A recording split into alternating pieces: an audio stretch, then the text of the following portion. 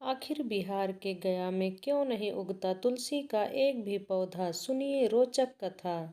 गया में आज भी तुलसी का पौधा नहीं उगता है और ब्राह्मण कभी भी संतुष्ट नहीं होते। इसकी कथा बेहद ही रोचक है। सनातन धर्म की मोक्ष स्थली गया जी में विष्णु पद मंदिर है, लेकिन विष्णु जी पर चढ़ने वाला तुलसी का एक भी पौधा वहां नजर नहीं आएगा। पितृपक्ष के दौरान पिंड दान करने गया जी में और अनेकों दूसरी जगह पर जाते हैं।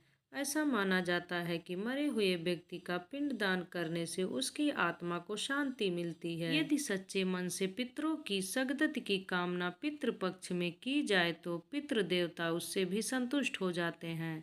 जैसा कि वायु पुराण में उल्लेखित है कि सीता जी ने श्रद्धा पूर्वक बिना किसी सामग्री का प्रयोग कर मात्र रेत द्वारा दशरथ जी का पिंड दान कर उनका आशीर्वाद लिया। कहा जाता है कि गया में 5 वस्तु शापित है: कौवा, फल्गु, तुलसी, ब्राह्मण व गाय।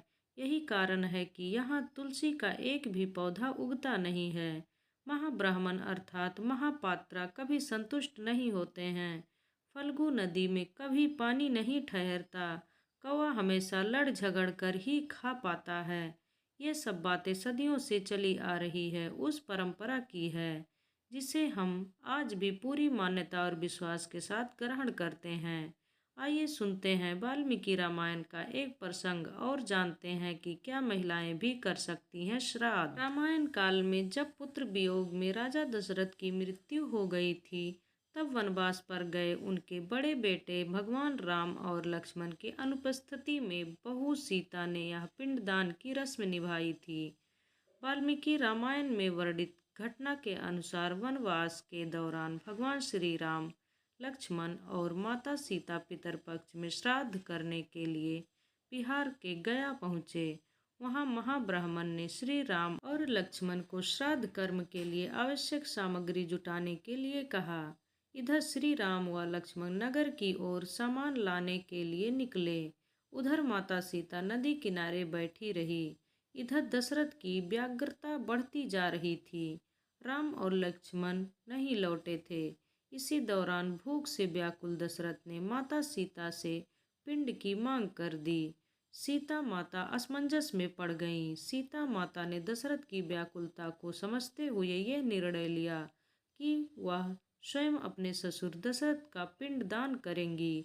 उन्होंने फल्गु नदी के साथ साथ वट वृक्ष, कौवा, तुलसी, ब्राह्मण व गाय को साक्षी मानकर स्वर्गीय राजा दशरथ का पिंड दान विधि विधान के साथ किया। जैसे ही उन्होंने हाथ जोड़कर प्रार्थना की तो राजा दशरथ ने सीता माता का पिंड स्वीकार कर लिया। सीता माता इस बात से प्रफुल्लित हुई कि उनकी पूजा दशरथ ने स्वीकार कर ली। श्री राम जब लौटे तो उन्होंने सीता पर विश्वास नहीं किया। वो इस बात को मानने से इनकार कर गए। उन्होंने कहा कि पिंडदान पुत्र के बिना नहीं हो सकता है। इसके बाद सीता माता ने कहा कि वहां उपस्थित फल्गु नदी, तुलसी, कौवा, गाय, वट वृक्ष और ब्राह्मण श्राद्ध कर्म के गवाही दे सकते हैं। श्री राम ने जब इन सब से पिंडदान के संबंध में पूछा तो फल्गु नदी, गाय, कौवा, तुलसी और ब्राह्मण पांचों ने झूठ बोल दिया। सबने एक स्वर में गवाही दे दी कि सीता माता ने कोई पिंडदान नहीं किया है। लेकिन वट वृक्ष ने सत्य का साथ दिया। उसने श्री राम से कहा कि सीता माता ने सबको साक्षी मानकर विधि पूर्वक राजा दशरथ का पिंडदान किया है। पांचों साक्षी के झूठ बोलने पर सीता माता ने क्रोधित होकर उन्हें आजीवन श्राप दे दिया। फल्गु नदी को श्राप दे दिया कि वह सिर्फ नाम की नदी रहेगी, उसमें पानी नहीं रहेगा। इसी कारण फल्गु नदी आज भी गया में सूखी है। गाय को श्राप दिया कि गाय पूजनीय होकर भी सिर्फ उसके पिछले हिस्से की पूजा की जाएगी और गाय को खाने के लिए दर बदर भटकना पड़ेगा।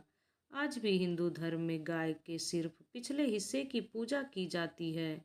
सीता माता ने गाय को महाब्राह्मण को कभी भी संतुष्ट न होने और कितना भी मिले उसकी दरिद्रता हमेशा बनी रहेगी ऐसा श्राप दिया। इसी कारण महाब्राह्मण कभी दान दक्षिणा के बाद भी संतुष्ट नहीं होते हैं। समाज में उन्हें अछूत ब्राह्मण का दर्जा मिला हुआ है।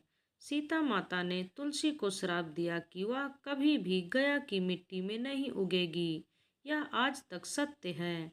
कि गया की मिट्टी में तुलसी नहीं उगाया जाता है। कौवा को हमेशा लड़ झगड़ कर खाने का श्राप दिया गया था। कौवा आज भी खाना अकेले नहीं खाता है। सीता माता ने जहाँ इन पांचों को श्राप दिया, वहीं सच बोलने पर वट वृक्ष को आशीर्वाद दिया कि उसे लंबी आयु प्राप्त होगी, वह दूसरों को छाया प्रदान करेगा। पतिव्रता स्त्री उनका स्मरण करके अपने पति की दीर्घायु की कामना करती हैं। मार्कंडेय पुराण में कहा गया है कि अगर किसी का पुत्र ना हो तो पत्नी ही बिना मंत्रों के श्राद्ध कर्म कर सकती है।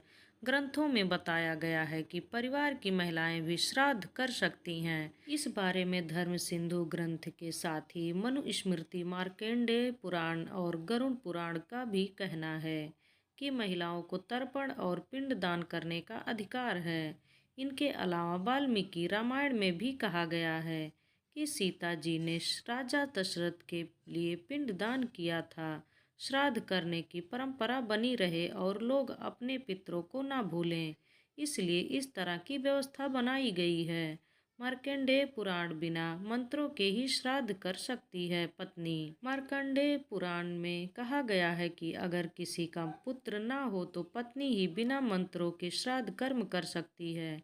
पत्नी ना हो तो कुल के किसी भी व्यक्ति द्वारा श्राद्ध किया जा सकता है। इसके अलावा अन्य ग्रंथों में बताया गया है कि परिवार और कुल में कोई पुरुष ना हो तो सास का पिंडदान बहू भी कर सकती है। गरुड़ पुराण में बताया गया है कि अगर घर में कोई बुजुर्ग महिला है तो युवा महिला से पहले श्राद्ध कर्म करने का अधिकार उसका होगा। विवाहित महिलाओं को है श्राद्ध करने का अधिकार।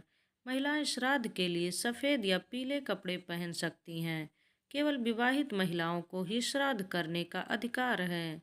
श्राद्ध करते वक्त महिलाओं को कुश और जल के साथ तर्पण नहीं करना चाहिए। साथ ही काले तिल से भी तर्पण ना करें। ऐसा करने का महिलाओं को अधिकार नहीं है। गरुड़ पुराण पुत्र या पति के नहीं होने पर बहू या पत्नी कर सकती है श्राद्ध। कौन श्राद्ध कर सकता है, इस बारे में गरुड़ पुराण के 11वें अध्याय में बताया गया है। उसमें कहा गया है कि ज्येष्ठ पुत्र या कनिष्ठ पुत्र के अभाव में बहू पत्नी को श्राद्ध करने का अधिकार है। इसमें ज्येष्ठ पुत्री या एकमात्र पुत्री भी शामिल है। अगर पत्नी भी जीवित ना हो तो सगा भाई अथवा भतीजा, भांजा, नाती, पोता आदि कोई भी श्राद्ध कर सकता है। इन सब के अभाव में शिष्य, मित्र, कोई भी रिश्तेदार अथवा कुल पुरोहित मृतक का श्राद्ध कर सकता है। इस प्रकार परिवार के पुरुष सदस्य के अभाव में कोई भी महिला सदस्य व्रत लेकर पितरों का श्राद्ध तर्पण कर सकती है। जय श्री राम। दोस्तों, आपको ये जानकारी कैसी लगी कृपया कमेंट करके ज़रूर बताएं। वीडियो पसंद आया तो लाइक करें और ऐसी और भी बहुत सारी कहानियों को सुनने के लिए चैनल को सब्सक्राइब जरूर करें। धन्यवाद।